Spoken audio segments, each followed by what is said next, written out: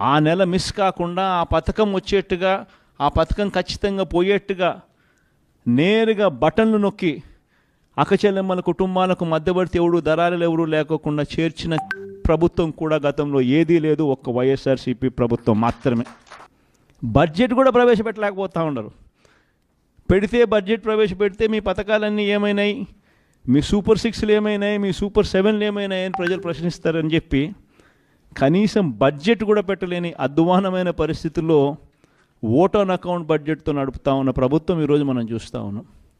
నువ్వు మళ్ళీ అబద్ధం ఆడుంటే బాగుండేది జగన్, ఒకసారి నువ్వు కూడా మళ్ళీ అబద్ధాలు ఆడితే బాగుండేమో అని చెప్పి మళ్ళీ ఒకసారి నన్ను ఎవరైనా అడిగితే, లేదు ప్రతిపక్షంలో కూర్చునే దానికైనా నేను వెనకాడను, కానీ అబద్ధం మాత్రం ఆడలేను అనే మాట నా నోట్లో నుంచి వస్తుంది. ఎందుకు చెప్తా ఉన్నానో తెలుసా ఈ మాట? బహుశా చాలామందికి నేను ఈ మాట అన్నప్పుడు బహుశా నచ్చకపోవచ్చు, కానీ ఎందుకు నేను ఆ మాట చెప్తా ఉన్నాను అంటే, విలువలు విశ్వసనీయత అన్న పదానికి అర్థం అనేది ఉండాలి. రాజకీయాలలో సరే అధికారంలో ఉంటాం, ప్రతిపక్షంలో ఉంటాం, మళ్ళీ అధికారంలోకి వస్తాం. కానీ మళ్ళీ మనం అధికారంలోకి రావాలి అని అంటే మళ్ళీ మనం అధికారంలోకి తీసుకొచ్చేది ఏమిటి? మన విశ్వసనీయత, మన క్రెడిబిలిటీ, మన విలువలు, మన విశ్వసనీయతనే మనం మళ్ళీ అక్కడికి తీసుకొస్తాయి. మనం చేసిన ప్రతి పని కుటుంబానికి మంచి జరిగిచ్చే కార్యక్రమాలు మనం చేస్తా పోతే అబద్ధాలకు రెక్కలు కట్టిన వాళ్ళు ఏమన్నారు? ఇంటింటికి పోయి వాళ్ళు చేసిన ప్రచారాలు ఏమైనాయి? ఇంట్లో ఎవరు కనపడినా సరే ఓటు అడగడానికి వీళ్ళు ఇళ్ళకు పోయినప్పుడు ఆ ఇంట్లో ఎవడు కనపడినా సరే, ఇంత చిన్న పిల్లలు కనపడితే చాలు, ఈ పిల్లల సైజు నుంచి మొదలు పెడతారు.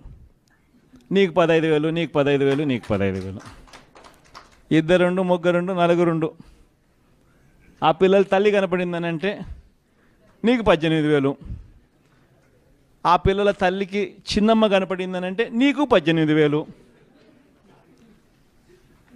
ఆ ఇంట్లో ఆ తల్లులకు అత్త కనపడిందంటే, పెద్దమ్మ కనపడిందనంటే, 50 ఏళ్ళు పై చిలుకున్న పెద్దమ్మ కనపడిందనంటే నీకు 48,000.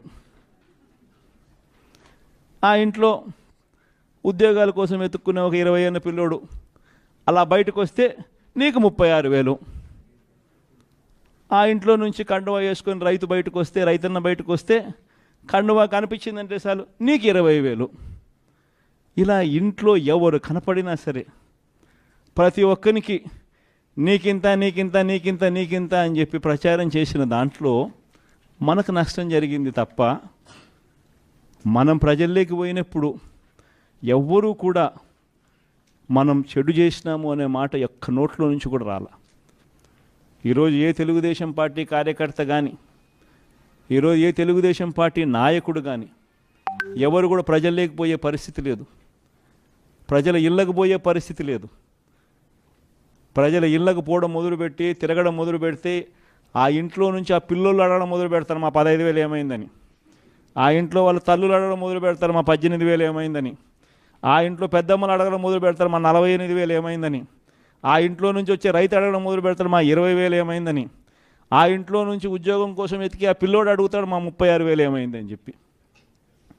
ఇలా ఇంట్లో నుంచి ఏ వాయిస్ వినపడినా కూడా ఆ రోజు మాట చెప్పినావు, ఈరోజు పరిస్థితి ఏమిటి అని చెప్పి అడిగే ప్రశ్నే తెలుగుదేశం పార్టీకి సంబంధించిన ప్రతి క్యాడరు, ప్రతి నాయకుడు ఈరోజు ప్రజల్లోకి పోయినప్పుడు వాళ్ళకు కనిపించేది వినిపించేది ఇవే మాటలు, ఇవే గొంతు.